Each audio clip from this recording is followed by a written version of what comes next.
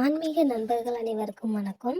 இன்னைக்கு நாம் ஒரு சக்தி வாய்ந்த சிறப்பு வாய்ந்த ஒரு முருகனின் திருக்கோவில் பற்றி தான் பார்க்க போகிறோம். ஆறுபடை வீடுகள் போன்றவே இந்த கோயில் மிகவும் சிறப்பு வாய்ந்ததாகவும் சக்தி வாய்ந்ததாகவும் இருக்கிறது.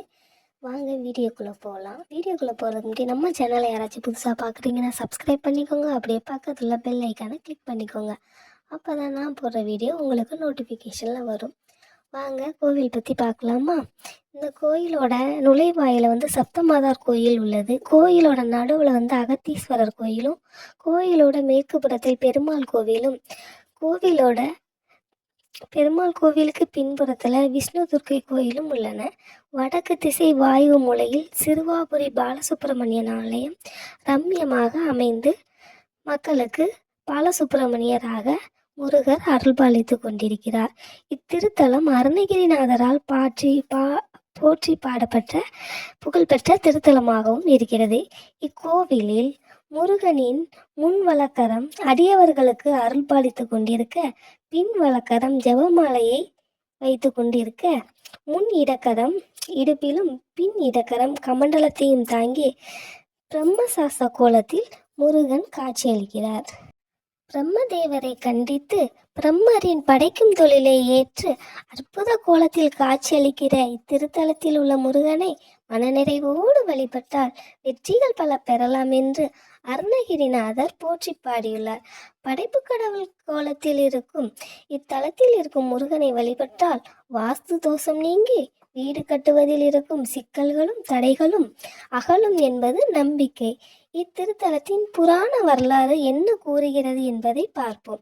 அஸ்வமேத யாகம் செய்ய விருப்பம் கொண்ட ரகுவம்சத்தின் ராமபிரான் யாக பசுவாக குதிரை ஒன்றையே ஏவிவிட்டார். அக்குதிரை வால்முகி முனிவரின் ஆசிரமத்தின் அருகில் வந்தது. அக்குதிரையை அங்கு வளர்ந்து வந்த ராமபிரானின் மகன்கள் லவனும் குசனும் குதிரையை கட்டி போட்டு சிறைப்பிடித்தனர். இதனை அறிந்து வந்த லக்ஷ்மணன் சிறுவர்களிடம் எவ்வளவு கேட்டும் சிறுவர்கள் குதிரையை விடவில்லை.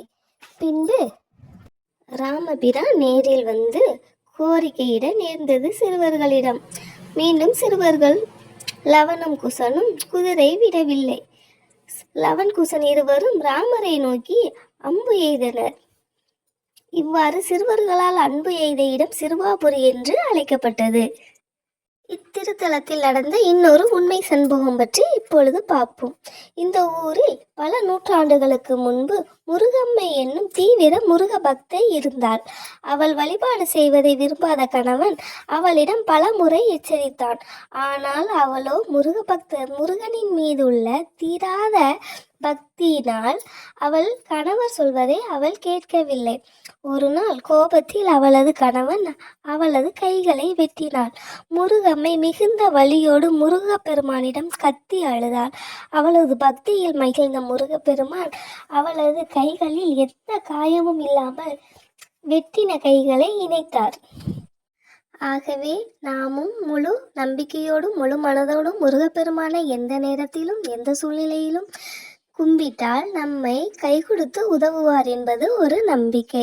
இக்கோவிலுக்கு வரும் பக்தர்கள் திருமண தடை நீங்கவும், குழந்தை பாக்கியம் பெறவும், தீராத கஷ்டங்கள் தீரவும் தொடர்ந்து 6 வாரம் செவ்வாய்க்கிழமைகளில் வெற்றிலை தீபம் ஏற்றி வழிபட்டால் அவர்களது நினைத்த காரியம் கைகூடும் என்பது அகால நம்பிக்கையாக இருந்து வருகிறது. எனவே நாமும் வெற்றிலை தீபம் ஏற்றி சிறுவாபுரி முருகனை வழிபட்டால் நம்முடைய கஷ்டங்கள் அனைத்தும் நீங்கும். வெற்றிவேல் முருகனுக்கு அரோகரா, சிறுவாபுரி முருகனுக்கு அரோகரா. உங்களுக்கு இந்த வீடியோ பிடிச்சிருக்குன்னு சொல்லி நான் நம்புகிறேன். இந்த வீடியோ பிடிச்சிருந்ததுன்னா ஓ முருகா அப்படின்னு கமெண்ட் பண்ணுங்கள், லைக் பண்ணுங்கள், ஷேர் பண்ணுங்கள், உங்களோட நண்பர்களுக்கும் ஷேர் பண்ணுங்கள், நம்ம சேனலை சப்ஸ்கிரைப் பண்ணுங்கள்.